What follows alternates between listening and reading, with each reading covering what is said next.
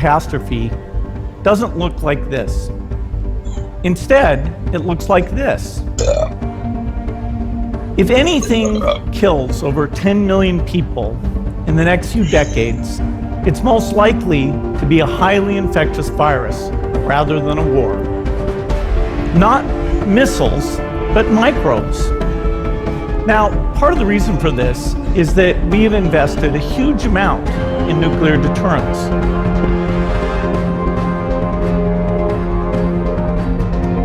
We've actually invested very little in a system to stop an epidemic. We're not ready for the next epidemic. Let's look at Ebola. I'm sure all of you read about it in the newspaper. Lots of tough challenges. I followed it carefully through the case analysis tools we use to track polio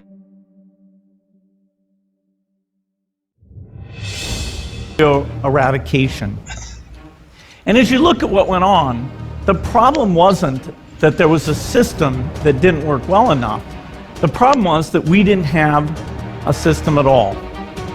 In fact, there are some pretty obvious key missing pieces.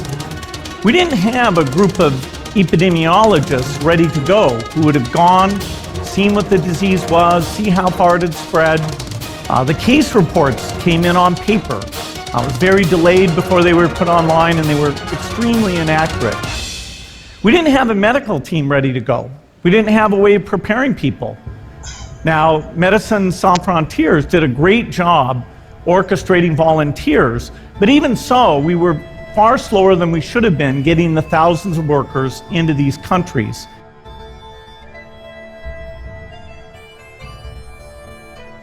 And a large epidemic would require us to have hundreds of thousands of workers. There was no one there to look at treatment approaches, no one to look at the diagnostics, no one to figure out what tools should be used.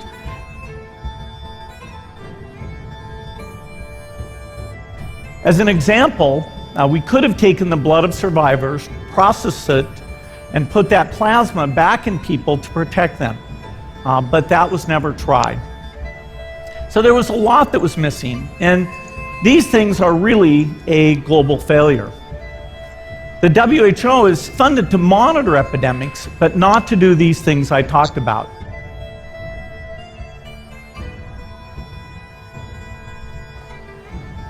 Now in the movies, it's quite different.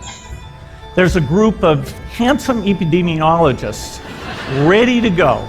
They move in, they save the day, but that's just pure Hollywood. The failure to prepare could allow the next epidemic to be dramatically more devastating than Ebola. Let's look at the progression of Ebola over this year. About 10,000 people died, and nearly all were in the 3 West African countries. There's 3 reasons why it didn't spread more. The first is there was a lot of heroic work by the health workers. They found the people and they prevented more infections. The second is the nature of the virus. Ebola does not spread through the air. And by the time you're contagious, most people are so sick that they're bedridden. Third, it didn't get into many urban areas, and that was just luck. If it had gotten into a lot more urban areas, the case numbers would have been much larger. So next time we might not be so lucky. You can have a virus where people feel well enough while they're infectious that they get on a plane or they go to a market. The source of the virus could be a natural epidemic like Ebola, or it could be bioterrorism. And so there are things that would literally make things 1,000 times worse. In fact, let's look at a model of a virus spread through the air like the Spanish flu back in 1918. So here's what would happen. It would spread throughout the world very, very quickly. And you can see there's over 30 million people die from that epidemic.